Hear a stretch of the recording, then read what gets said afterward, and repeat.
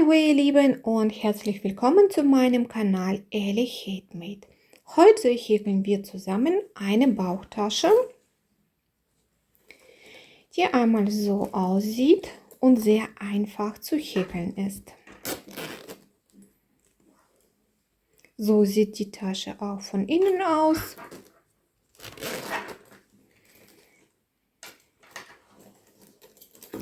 Ich gebe euch mal die Masse. Die Tasche ist 24 cm lang. Die Höhe ist 14 cm. Von unten ist die Tasche 7 cm breit und von oben ist sie auch 7 cm breit. Für so eine Tasche braucht ihr Polyesterschnur 5 mm.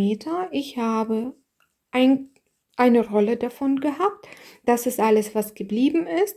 In so einer Rolle sind ungefähr ca. 100 Meter. Häkelnadel Nummer 5. Eine kleinere Häkelnadel, Faden zu verstecken. Feuerzeug, um die Faden auch zu verstecken, und Schere. Ich habe Angelschnur benutzt, um den Reißverschluss anzunähen. Ihr könnt natürlich auch ganz normalen Faden nehmen.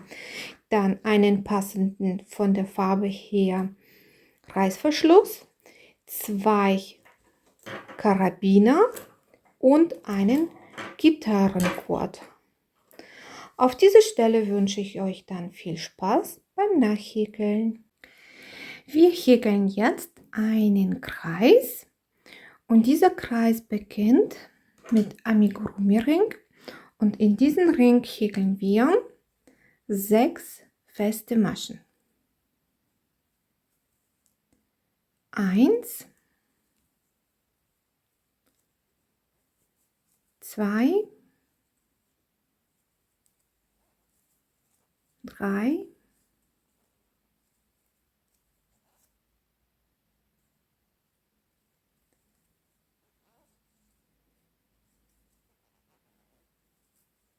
4,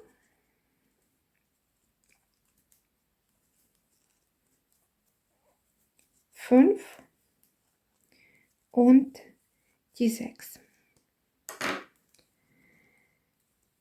Wir ziehen jetzt am Endstück und schließen dadurch auch die Öffnung und schließen gleich auch die Runde ab mit nahtlosem Übergang. Und ich zeige euch noch eine Methode, wie man das macht. Ich habe jetzt die Arbeitsfaden, diese Schlinge ein bisschen größer gemacht.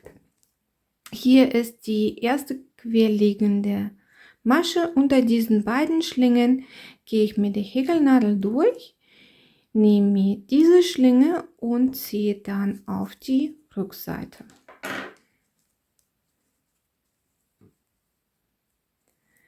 Dann nehme ich diese Schlinge, mache sie auf und dieses Teil, was wir gehäkelt haben, nehme ich einmal da durch.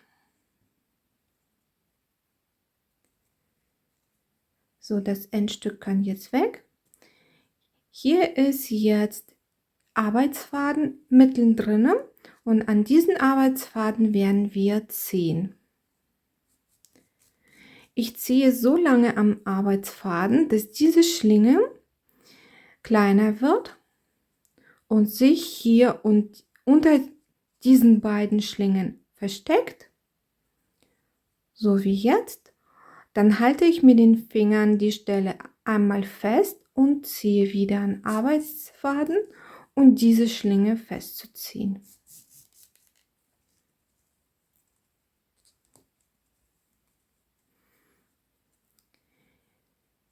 Wir haben jetzt die erste Runde fertig gehäkelt und mit nahtlosem Übergang die Runde abgeschlossen und so sieht es aus.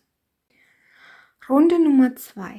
In der Runde Nummer 2 wird jede Masche verdoppelt. Hier war der nahtlose Übergang. Dann gehen wir zu der nächsten Masche, also eine Masche nach links zu gehen und da fangen wir zweite Runde zu häkeln. Wir häkeln in Strickmuster, das heißt, hier ist V, mittendrin stecken wir die Häkelnadel rein und von der Rückseite muss auch die Häkelnadel von den beiden Seiten rauskommen. Wie genau so ein Strickmuster geht, könnt ihr auch in meinem früheren Video gucken. Da zeige ich genau, wie der Strickmuster gehäkelt wird. Und ich werde dann Link im Infobox hinterlassen. Also eine Masche haben wir schon fertig gemacht. In derselben Masche häkeln wir dann noch eine Masche dazu. Also wie ich schon gesagt habe, in jede Masche häkeln wir 2 Maschen, also jede Masche verdoppeln.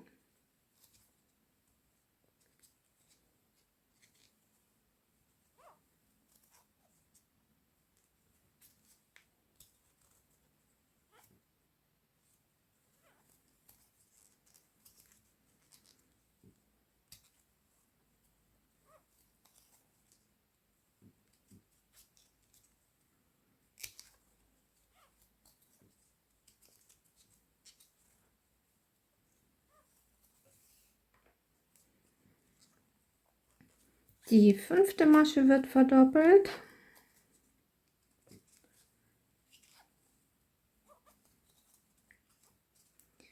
Und die letzte, 6. Masche wird verdoppelt.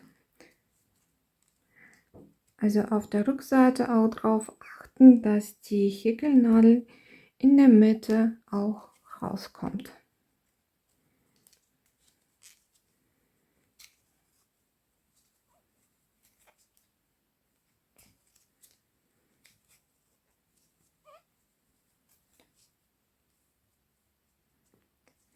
Wir schließen jetzt die Runde Nummer 2 wieder mit nahtlosen Übergang, Schleife ziehen, dann bei der ersten querliegenden Masche mit der Häkelnadel unter durchgehen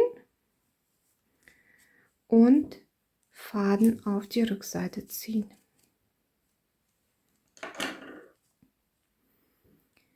Dann diese Schlaufe aufmachen und unser Teil dadurch ziehen.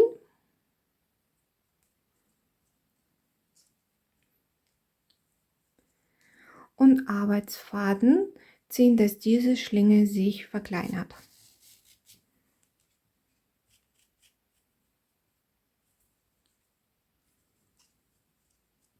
Mit den Fingern die Stelle festhalten, wieder an Arbeitsfaden ziehen, dass die andere Schlinge sich verkleinert.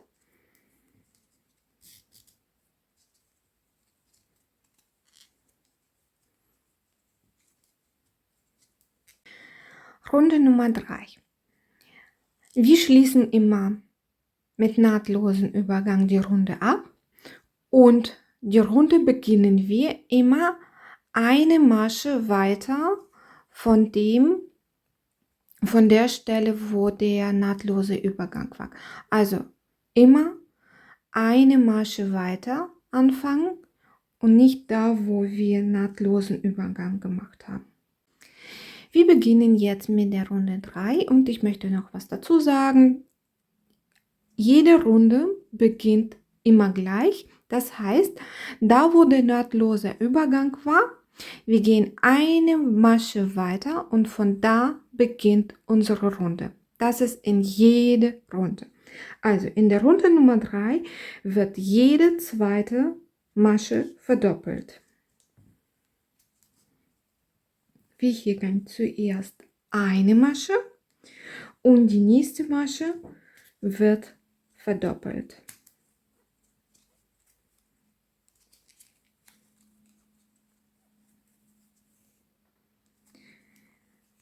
Eine Masche und die nächste Masche wird verdoppelt.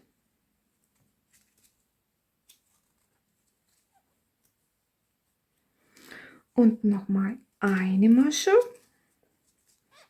und die nächste Masche wird verdoppelt.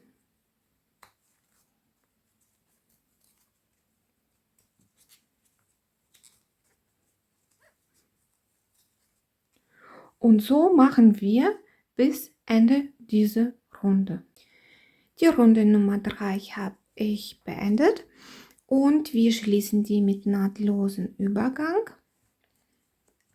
Also, ich zeige nochmal, Faden rauszuholen, dann unter die zwei querliegenden Maschen gehen, Faden auf die Rückseite ziehen.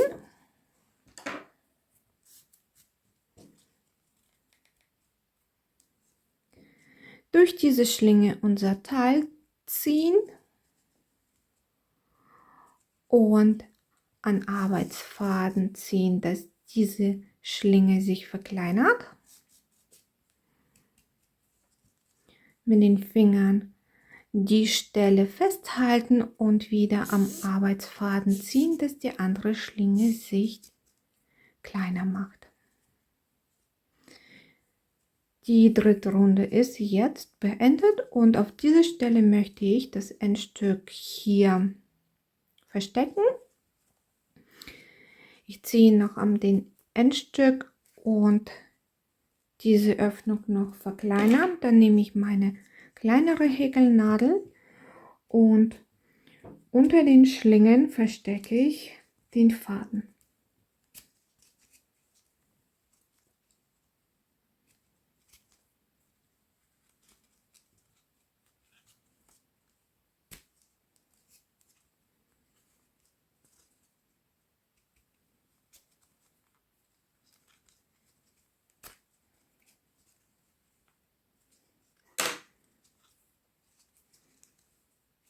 Dann schneide ich jetzt den Faden einmal ab,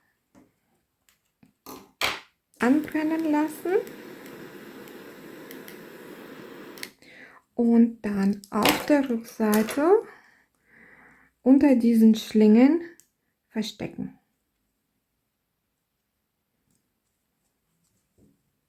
So sieht es jetzt aus. Runde Nummer 4 und in dieser Runde wird jede dritte Masche verdoppelt. Wir fangen, wie ich schon gesagt habe, eine Masche weiter als unser nahtloser Übergang war. Wir häkeln 2 einzelne Maschen, eine Masche verdoppeln.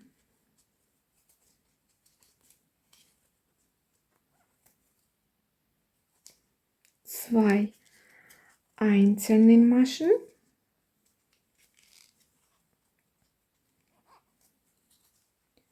eine Masche verdoppeln.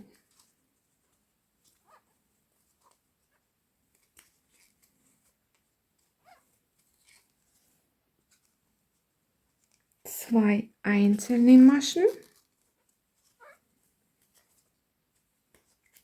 und eine Masche verdoppeln und so machen wir bis Ende dieser Runde.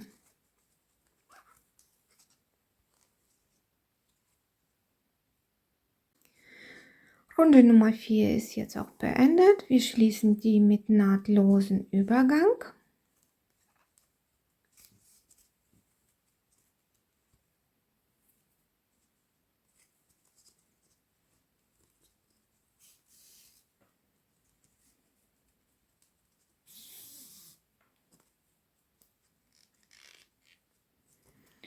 Und beginnen mit der Runde Nummer 5 und in dieser Runde wird jede vierte Masche verdoppelt. Wir häkeln 3 feste Maschen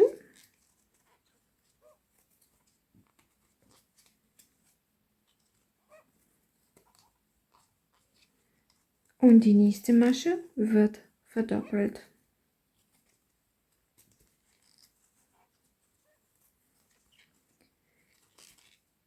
3 feste Maschen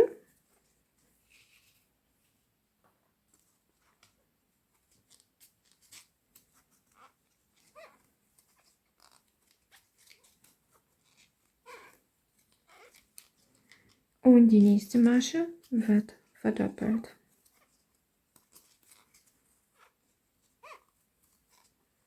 Und so häkeln wir bis Ende dieser Runde. Runde Nummer 6. In dieser Runde wird jede 5. Masche verdoppelt. Wir häkeln 4 feste Maschen.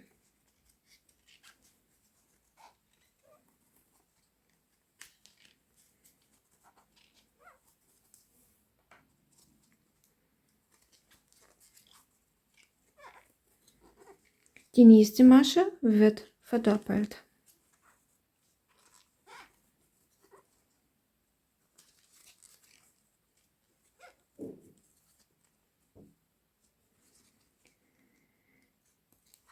Vier feste Maschen.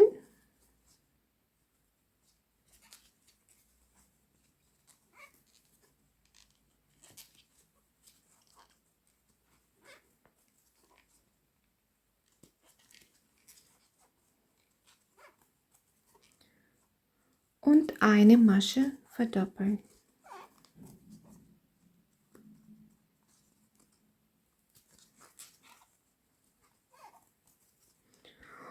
Und so machen wir bis Ende dieser Runde.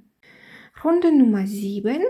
Und in dieser Runde wird jede 6. Masche verdoppelt. Wir häkeln 5 feste Maschen.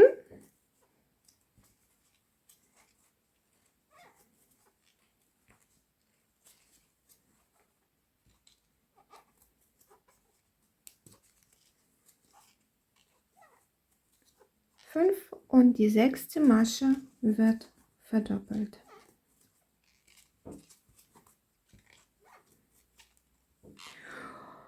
Dann häkeln wir wieder 5 feste Maschen, die 6. wird verdoppelt und so häkeln wir bis Ende dieser Runde. Wenn wir diese Runde abgeschlossen haben, ich hoffe, ihr habt ja auch diesen Prinzip verstanden, und dann häkeln wir weiter bis zu der Runde 12. Also, ich sage euch, in der Runde Nummer 8 wird jede 7. Masche verdoppelt, in der Runde Nummer 9 jede 8. Masche wird verdoppelt, in der Runde Nummer 10 jede 9. Masche wird verdoppelt, in der Runde Nummer 11 jede 10. Masche wird verdoppelt und in der Runde Nummer 12 wird jede 11. Masche verdoppelt. Ich hoffe, das habe ich euch gut erklärt und weiterhin könnt ihr auch ohne mich häkeln und wir treffen uns, wenn unser Kreis fertig ist. Mein Kreis ist jetzt fertig und zwischen den Zunahmen habe ich 10 einzelne Maschen gemacht und insgesamt 12 Runden. Die Breite von meinem Kreis ist jetzt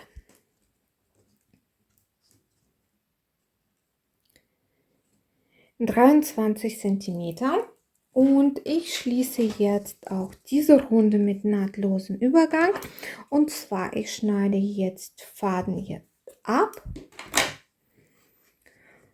und verbinde dann so die Runde. Dafür habe ich auch die kleinere Häkelnadeln genommen.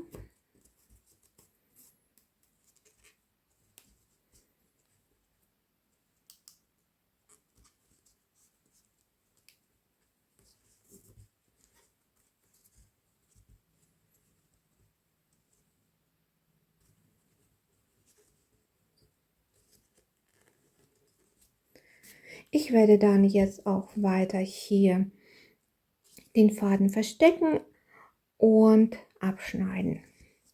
Dann werde ich mit dem Dampfbügeleisen diesen Kreis einmal bügeln.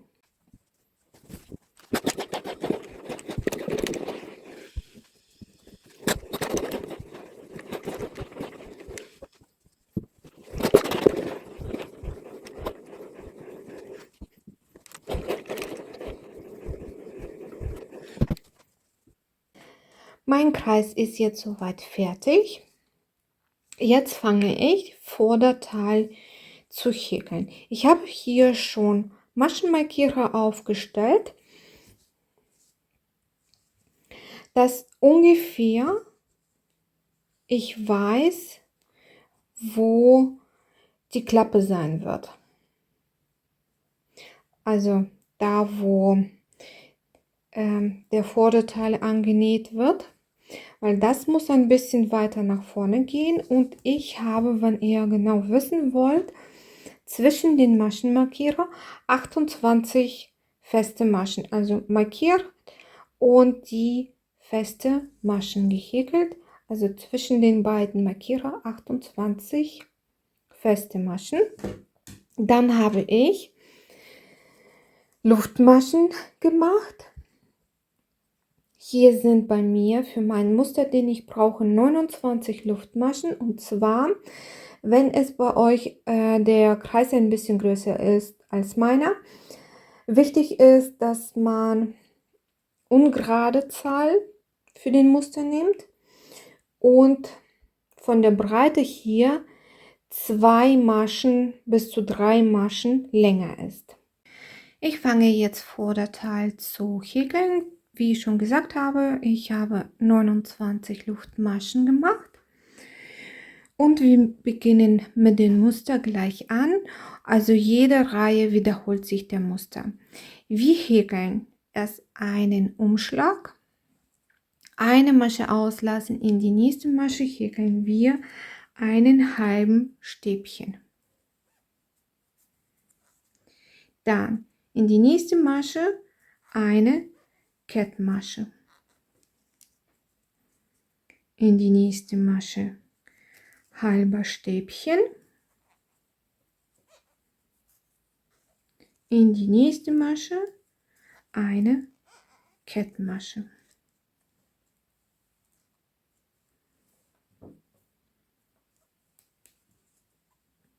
Und so häkeln wir bis Ende dieser Reihe.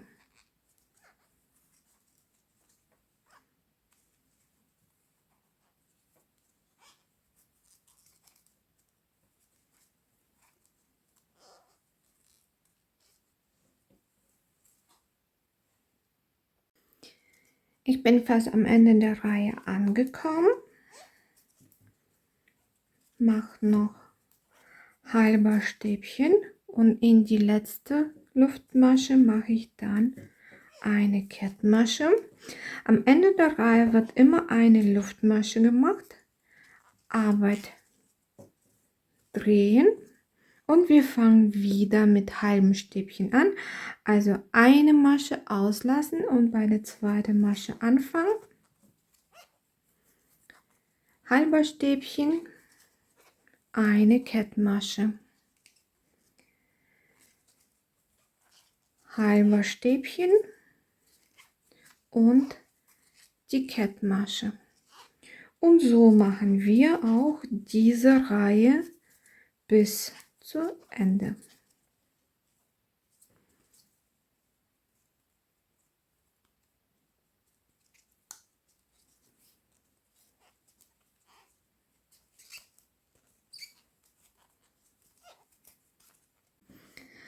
Am Ende der zweiten Reihe angekommen, macht noch ein halben Stäbchen und die Kettmasche.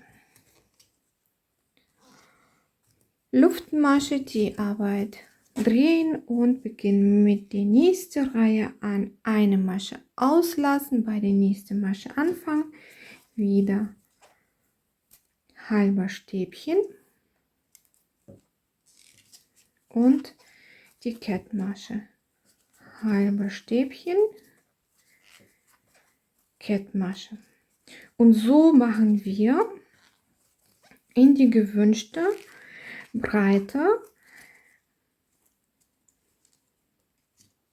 So sieht es aus. Und ich sage nachher genau, wie viele Reihen ich gehäkelt habe. Der Vorderteil ist jetzt fertig. Insgesamt sind das 12 Reihen und die Breite ist jetzt bei 11,5 cm. Jetzt werden wir Vorderteil mit dem Kreis miteinander vernähen. Ich habe hier Schlinge oder Faden abgeschnitten, ungefähr bis 1,5 Meter. Und mit der kleineren Häkelnadel vernähe ich die beiden Teile mit. Und zwar hier am Kreis ist diese Kette. Mit der Häkelnadel gehe ich dann dazwischen. Und an dem Teil muss ich gucken, an welchen Faden ich da nehme. Und das wird einfach vernäht. Das ist jetzt die Vorderseite und das ist die Rückseite. Dann die Rückseite legen wir mit der Rückseite zusammen und wird dann vernäht. Faden holen und dann ziehen. Dann an der nächsten Stelle anfangen, also ein Teil von Faden von der Vorderseite und dann vom Kreis. Und dann wird es einfach mit solchen Stichen diese beiden Teile miteinander vernäht.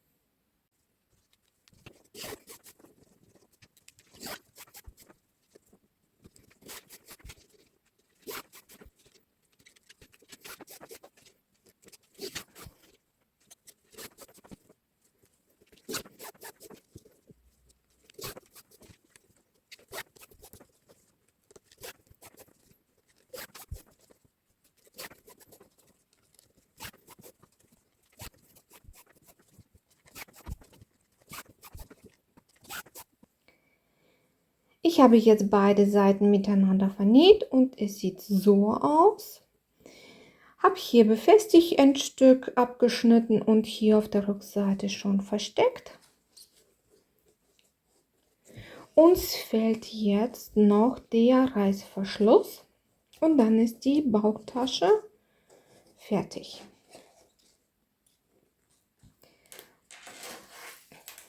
Ich nehme den Reißverschluss, da mein Reißverschluss viel zu lang ist, den werde ich kürzen. Den lege ich einmal so rauf und nähe erst eine Seite an. Dann mache ich den auf und dann nähe ich die andere Seite an.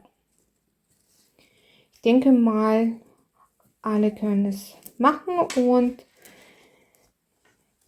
muss ich nicht vorzeigen. Also Stich für Stich mit normalen Nähstichen, Reißverschluss annähen.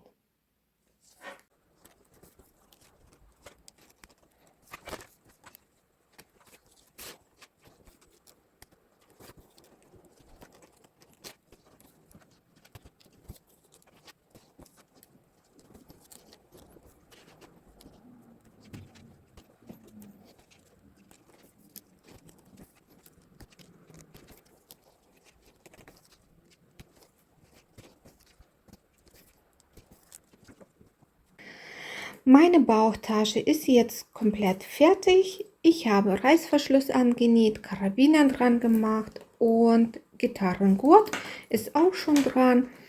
Und so sieht die Tasche von innen aus.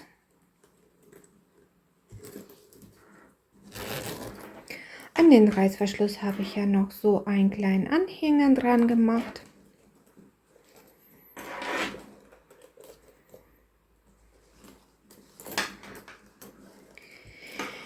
Von meiner Seite war es das schon. Ich hoffe, dass euch dieses Video gefallen hat, ihr meinen Kanal abonniert, Daumen hoch macht. Auf der Stelle wünsche ich euch dann viel Spaß beim Nachhäkeln. Tschüss und bis zum nächsten Mal.